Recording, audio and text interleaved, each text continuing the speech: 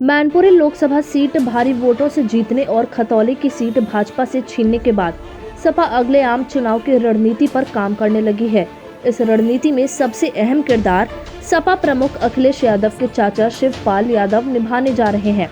विधानसभा चुनाव की तरह सपा की कोशिश छोटे दलों के साथ गठबंधन कर चुनावी जंग में उतरने की है। सपा को छोड़ गए या रूठे क्षेत्रीय छत्रपों को फिर साथ लेने की रणनीति पर काम हो रहा है। शिवपाल को मैदान में उतारकर ओपी राजभर की सुबह सपा को फिर से सपा गठबंधन में लाने की तैयारी है। ओपी राजभर वैसे भी शिवपाल यादव की हमेशा तारीफ करते रहे हैं।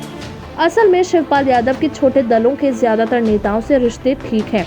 सपा ने इसी साल जुलाई में शिवपाल के साथ साथ सुबह सपा के ओम प्रकाश राजभर को कहीं भी जाने के लिए मुक्त किया था।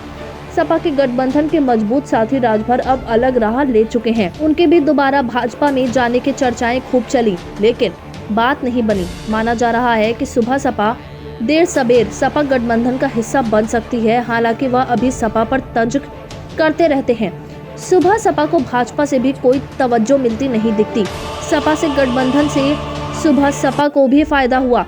सपा गठबंधन के दूसरे साथी महान दल, उसकी शिकायत रही है कि उसे गठबंधन के अन्य साथियों के मुकाबले सपा नेतृत्व ने कम तवज्जो दी। महान दल को हालांकि विधानसभा में कोई सीट नहीं मिली थी, लेकिन पिछड़ी अति जातियों में उसने कहीं कहीं असर दिखाया था।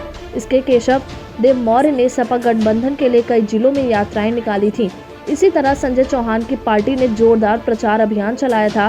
सपा के साथ रालोद व अपना दल कमेरावादी जैसे सहयोगी दल मजबूती के साथ हैं। असल में रामपुर व आजमगढ़ लोकसभा उपचुनाव में सपा की करारी शिकस्त के बाद गठबंधन में दरार पड़ने लगी थी। ओम प्रकाश राजभर ने हार का ठीकरा सपा प्रमुख अखिलेश यादव पर मढ़ा था।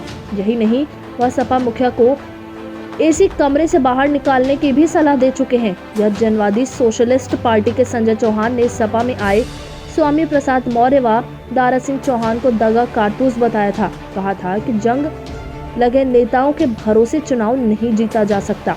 विधानसभा चुनाव के वक्त सांसद अजदुद्दीन ओवैसी, ओम प्रकाश राजभर व शिवपाल यादव अलग मोर्चों बनाने के लिए कई बार बैठकें की थी। बदले हालात में ओवैसी की पार्टी AIMIM अगर इस गठबंधन के साथ आ जाए तो कोई हैरत की बात नहीं। ओवैसी की पार्टी विधानसभा चुनाव में छोटे दलों के साथ गठजोड़ की कोशिश में थी, लेकिन शिवपाल बाद में खुद ही सपा से चुनाव लड़ गए थे। ओवैसी आजम खान को अपनी पार्टी में आने का न्योता दे चुके हैं।